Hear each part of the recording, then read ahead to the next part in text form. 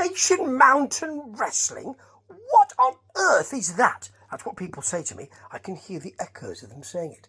What is it, Steve? Steve. Appalachian Mountain Wrestling. Well, it's a promotion out of Kentucky, and they want to do it old school. They want to do it traditionally, and to a certain extent, they have.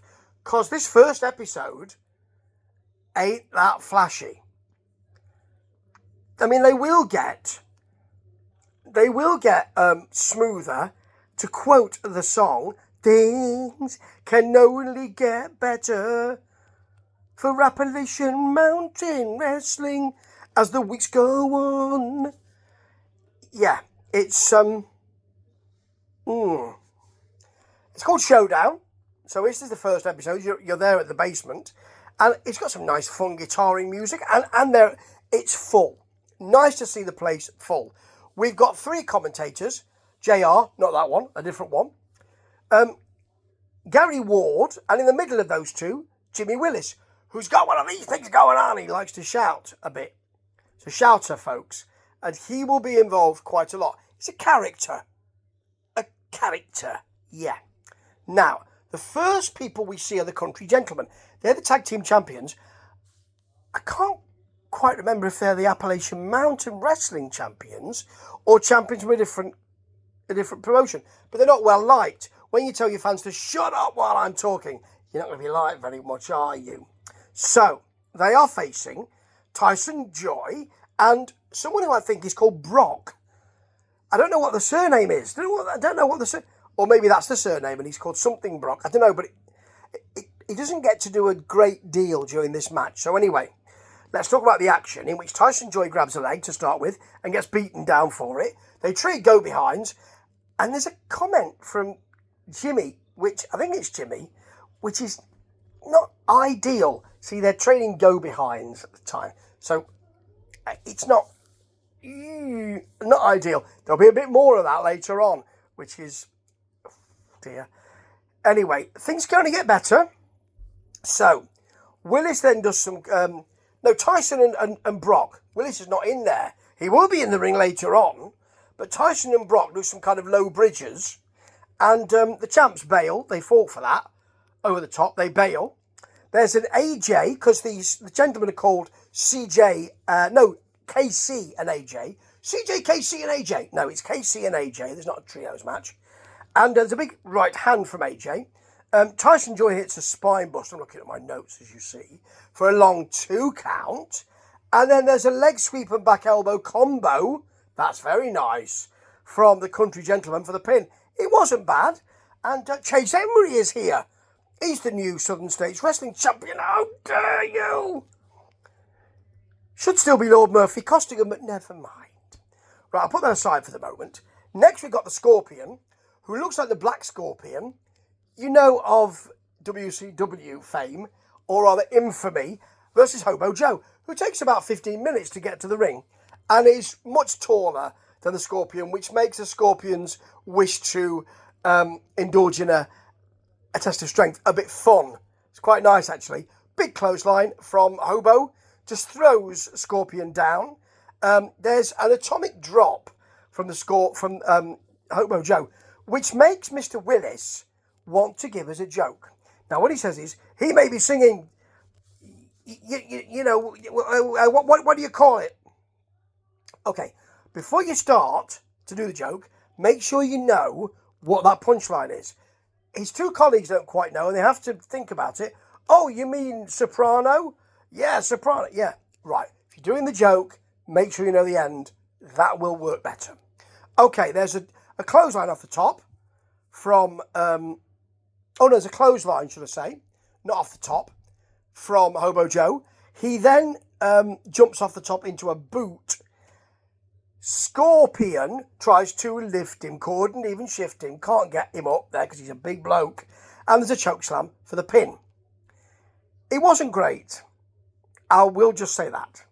And here's your main event. It's Marty Clay, who I've seen in Southern Championship Wrestling. Or Southern States Wrestling, should I say. Hello, Marty, versus Nick Hamrick. Now, Clay is the only one to get a graphic on this first show. There's a guy with Nick Hamrick, who is his manager, was clearly wearing a curly wig. It will be revealed later on as a kind of jokey thing. But Jimmy thinks that no grown man has got long hair like that. Well, there are lots of grown men who do. He says he thinks it's a wig. It quite clearly is a wig. He tells us he may have a little sugar in his tank. What? Right. That kind of thing needs to be cleaned up, I think. It's not ideal. Back to the match, he said. Hair in the mouth, beard's just been done. There you go. So, early on we've got a Marty Clay armbar. Hamrick stamps on his foot, takes over. Hair in the beard. Well, there is hair in the beard, hair in the mouth. Then Marty Clay goes back to the armbar, and we do need something else at that time, which is it's a good time for Marty to give us a rather sweet drop kick. Very nice.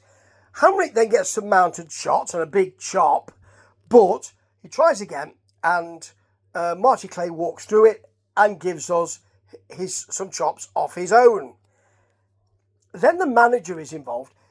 I don't know if I missed this, but the three of them don't seem to know what his name is, which I could be wrong, but if you don't know what his name is, it really might have been a good thing to find out beforehand.